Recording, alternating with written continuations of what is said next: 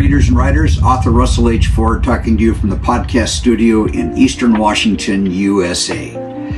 Now that you're done with your book, it's not as simple as stuffing the manuscript in an envelope and sending it off someplace and getting a book back in the mail. If you're a big-name author with the staff, sure, that's possible. But for the rest of us, there's still a lot of work to get done. One of the things you're going to have to consider is a preface page early on in the book. And this may contain a few paragraphs that describes your motivation, some current events that relate to the publication, something that might pique the interest of a potential reader. You're also going to want an acknowledgement page. These are your family, friends, loved ones, work associates that help provide guidance and inspiration for your book. Make sure you're grateful for those people that helped you along the path. One word of caution, if you're employed and you have an employer, you might want to get their permission before you put their name in the acknowledgement. It may be a subject matter that doesn't align with their beliefs, so use caution. An author bio, a paragraph or two talking about you and your experiences so that a potential reader can see what kind of a person you are and if there's relatable background between you and them. And that will help spur some sales for you. After that, when you get on the back of the book, typically there is an ISBN number. And those are available through a company called Bowker, Bowker, potentially the only place in the United States where you can access ISBN numbers.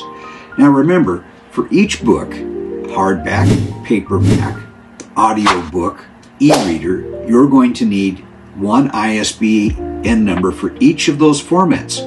So if you're writing 3 or 4 books, suddenly you're going to be in command of a couple of dozen ISBN numbers. Don't worry, the people at Bowker are wonderful people. They're easy to get along with. They explain the process. ISBN numbers never expire and don't require a maintenance fee. So there's a benefit there. Again, Bowker, very professional, very helpful. Once we get into the physical aspects of the book, somebody's going to call you up and want to know where the page number goes. Center, left, or right? And these are concerns to people that put together your book. A couple of other things is margins. Make sure your margins are ample enough so that nobody has to pry the book apart to see what the interior words are. Making the margins too wide may save you a couple of pages in publication, but it's not going to be a book anybody's going to want to read because they have to fight every page to get into it. Font sizes. I spent a considerable amount of time traveling, and I would watch people at the airport bookstores pick up a book and do the trombone thing. As their eyes tried to focus on the page. One of the things you want to consider, like I did, is making the fonts 1.5 to 2 fonts larger.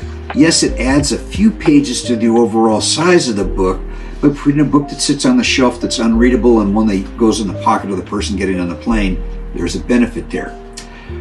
You spent a lot of effort putting this together, and the goal for your writing is to be read. So make the book readable. At the end of this podcast will be a brief way to get a hold of us so we can continue our discussion on the physical aspects of getting your book into print. We're all interested in hearing your trials and tribulations and to avoid pitfalls for all of us going forward. Thanks for being here, and we'll see you between the pages.